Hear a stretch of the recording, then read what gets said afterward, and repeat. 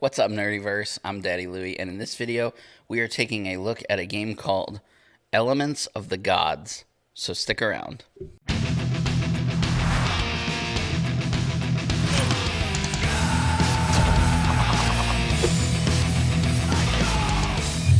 Before we get started, if you enjoy this video, please give it a thumbs up. Make sure that you subscribe for more content and hit that bell icon so you don't miss any future videos. Elements of the Gods is an upcoming Kickstarter by Side Room Games. It is a 1 to 5 player game, so there is a solo mode.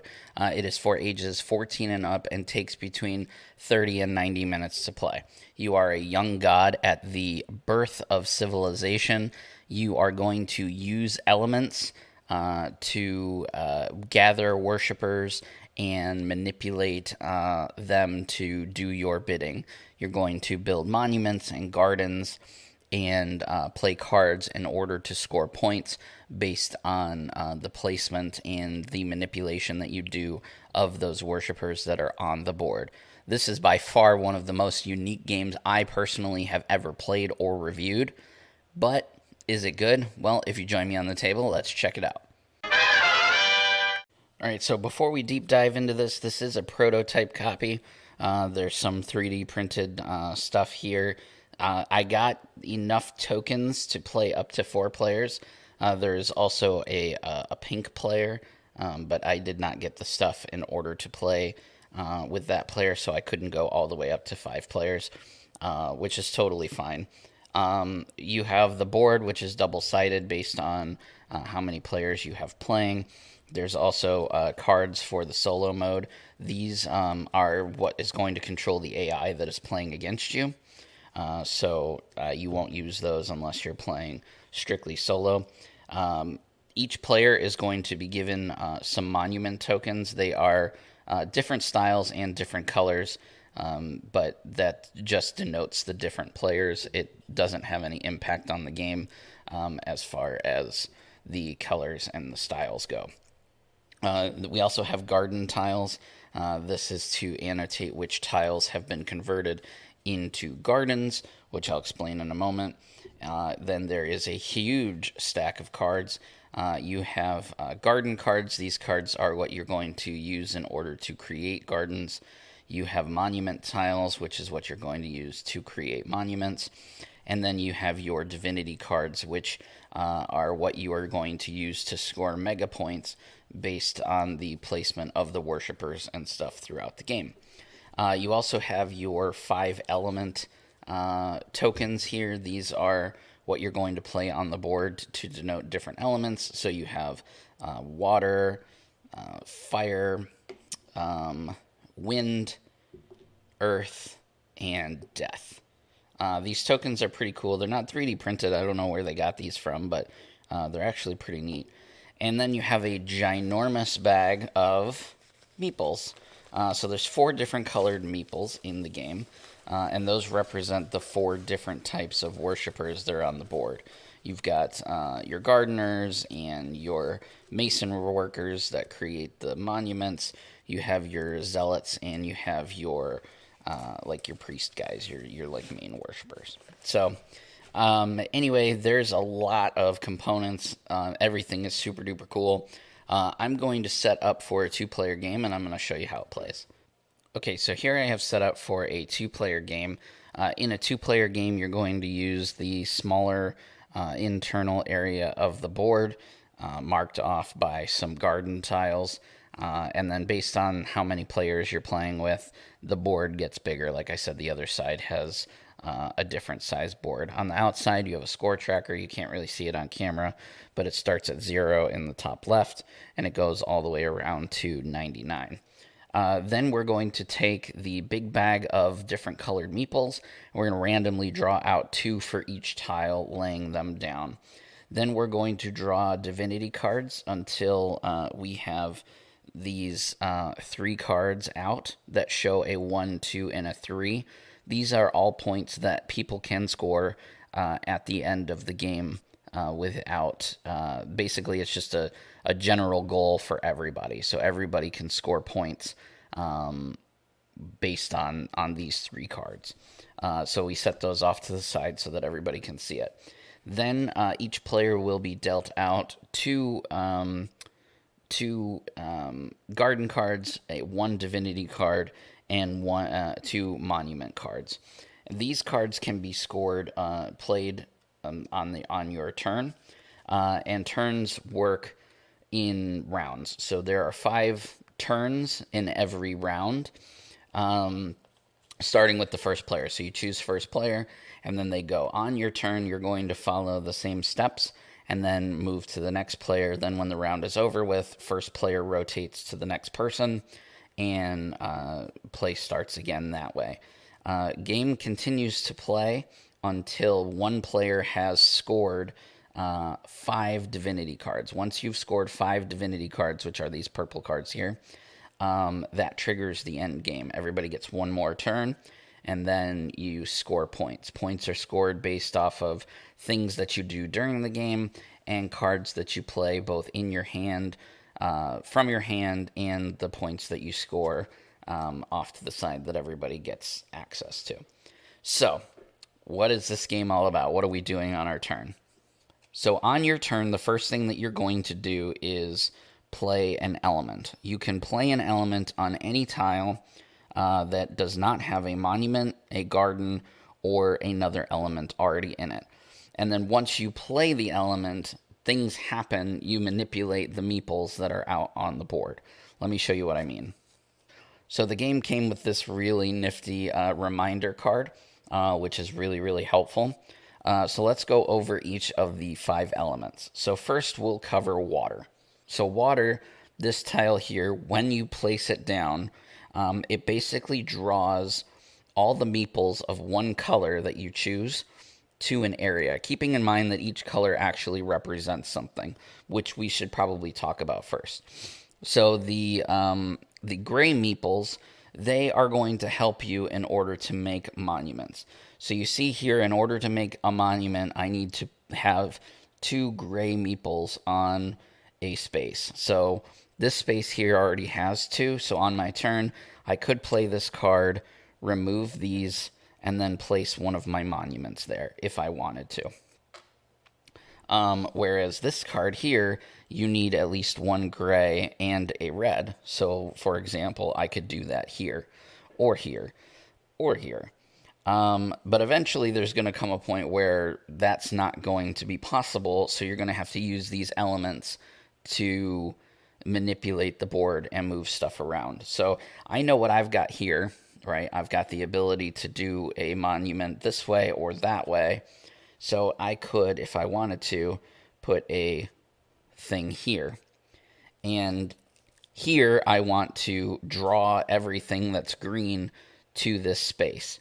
So it's going to pull everything in this 8-tile square around the element to it, and I chose green. So all of the green meeples are going to move to this element. And that's me placing that there. Does that make sense? Rhetorical question you can't answer. Next, we're going to talk about fire. So fire does the opposite of that. It scatters one of any type in any direction. So these purple guys here, maybe I want to... No, let's not move the purple. Let's move the gray, and no, we'll move, yeah, right here. So I'll put this here, right? And now one of any color gets pushed away. So I'm going to choose, in this case, I'm going to choose green. So I'd move a green here. I would move a green here. There's no green here. And then I would move a green there. Actually, I can't put anything there. So he would go here, because you have to move something somewhere. And that's how the fire works. So water pulls a meeple in. Fire spreads the meeples out. Next, we'll talk about wind. Wind moves everything in a square 1 tile over in any direction. So let's say if I put this here and I choose this direction. So 1 gray meeple is going to move from each tile going this way. So it's going to do this guy first, 1. And then it's going to move this here, this here, this there, And I think that's it. Oh, and this guy here. But these can't move off, so they're going to go over there. Okay, so that's water, fire, and wind. So water draws things in, fire spreads it out, wind pushes in any direction that I want. Okay, now we're going to talk about earth. Earth creates meeples. So if I were to place an earth here, I would basically place, and you can place, this is the only guy that you can place on a garden. So I could place a garden, put it on one of my garden spaces if I had one. But here it's going to birth 5 of any color. So now I'm going to go into my bag and I'm going to draw out 5 new meeples. Very good. And that's how you create meeples in a space. And then finally, the last one that we have to talk about is death. Death kills all of the meeples in that space.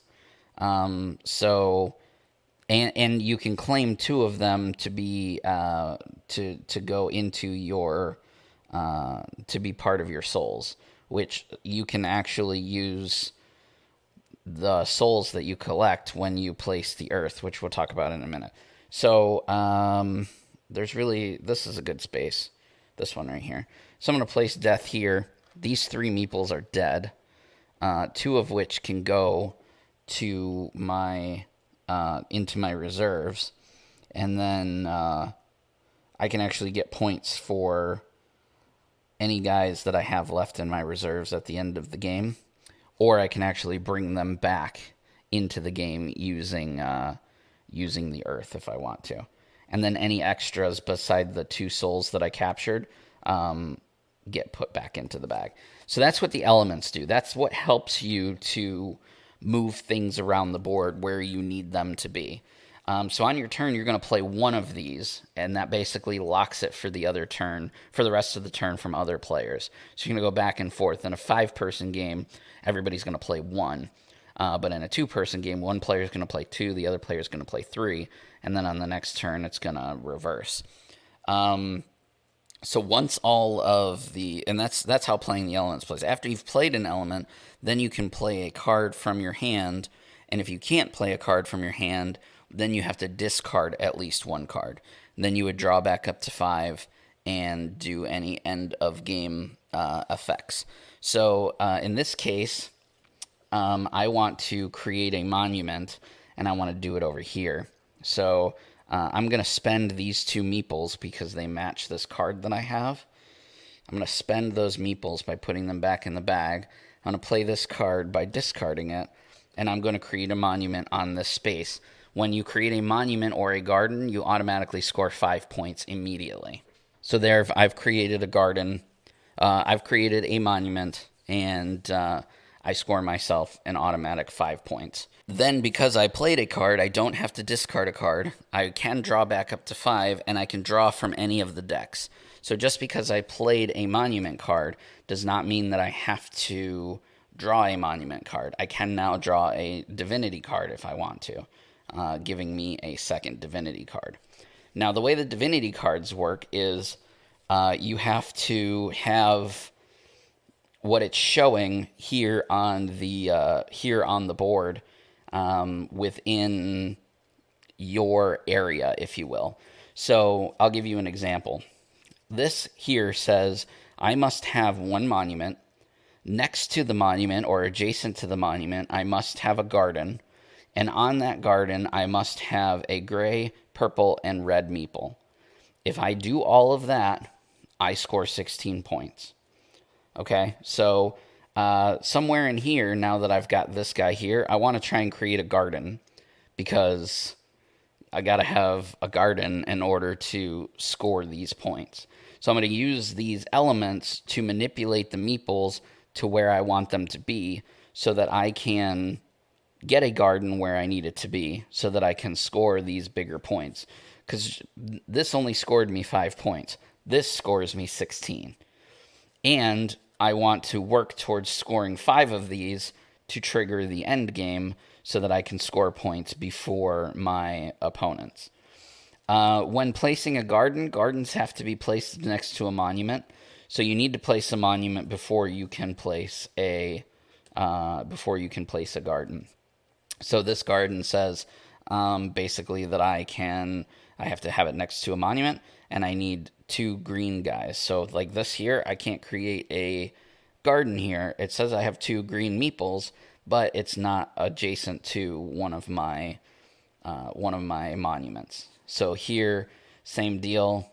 Needs to be adjacent to one of my monuments, and it needs a green and a purple. So I hope that that makes sense. There's a lot of really unique things about this game, and I want to make sure that I'm doing it justice. But there may be some things that I missed, and I apologize for that. This is just it's a lot, and it's fun, especially like scoring big points by getting like a good move, a good manipulation with an element, and then playing a card to score big points. It feels really good to do that. It has kind of I gotcha elements because you can kind of see maybe like what a player is trying to do. Like down here, he pulled all the green here, so I'm gonna want to score something in this area for sure. Definitely some gardens. But it's all about what cards that you currently have. You have five. You have five monument tokens, so you can have up to five monuments. You probably won't get that much in a two-player game, but in a five-player game, you probably could get quite a few monuments on the board because the board really opens up. But when you're playing a solo game, let's talk about that real quick. So for solo mode, you have a deck of cards. This is what controls the AI. They call the AI rival. And on the cards, it shows you on the first line here, you have choice. So you can choose between fire, earth, or wind. And then you must choose death your second turn. So basically, you get two turns. You can choose one of these to play, and then you must choose that. They also included this really great flowchart that shows you basically what it is that Rival does on their turn based on what decisions that you make and what cards you draw from the deck. So the solo mode is super intuitive. It's actually pretty difficult too, which is fun, and I enjoyed the challenge. I personally prefer the game as a multiplayer game, but the solo mode is a lot of fun as well. But anyway, guys, that's everything that you need to know in order to play Elements of the Gods. Like I said, there's a lot here, so I apologize if I missed anything. But basically, you're going to be spending your turn, playing elements to manipulate the meeples, and then using the cards to create monuments, create gardens, and then based on your setup and based on the way that you do that, score divinity cards to get maximum points. But you're also going to be using these elements to deny your opponents points as well by manipulating the meeples, that you can kind of see what they're trying to do when they play their elements. So, like I said, it does have kind of I gotcha elements, but this is one of the most unique games I've ever played. It's a ton of fun, and I hope that you guys enjoy it as well. Holy moly, Elements of the Gods is just a huge game. It's so different from anything that I've ever played before, which is not to say that there's not a game out there like that, but I've personally never played one or seen one. It has area control, area manipulation. You're scoring points secretly. You're scoring points publicly. There's just so many moving pieces. The parts that were included in this prototype are very well made. This game is a lot of fun. I show it to people, and they're like, man, this is like nothing I've ever played before. I do think that, it's not necessarily new player friendly. The mechanics are pretty simple to catch up on, but you got to play it a few times before things start to really click as far as decision making goes. Which is not to say that new players can't win, because they can, but that's just something that I noticed. It is a little more on the experienced gamer side than it is new player friendly. Again, not a bad thing, just something I wanted to point out. The game is, like I said, coming to Kickstarter. They plan to launch around November 10th. I will leave links to everything in the description below. This is one that I will be keeping in my collection for a very long time to come, because there's just nothing out there like it, and it's very, very enjoyable. So links to everything in the description below. Make sure that you go over and check them out and show them some love and some support. What do you guys think of Elements of the Gods? Let me know down in the comment section below. I enjoy reading those and interacting with you guys. If you want to see more from the Circle of Nerds, please check us out over on our social media accounts. We have Facebook, Twitter, Instagram, all at Circle of Nerds. Also, don't forget that we have a podcast that comes out every week called The Cosmic Disaster Show. You can find that right here on YouTube or anywhere that you enjoy listening to podcasts. And for an extra bit of love and affection, please go over to our Patreon at patreon.com/circleofnerds. Anyway, guys, that's all from me. I'll see you in the next video.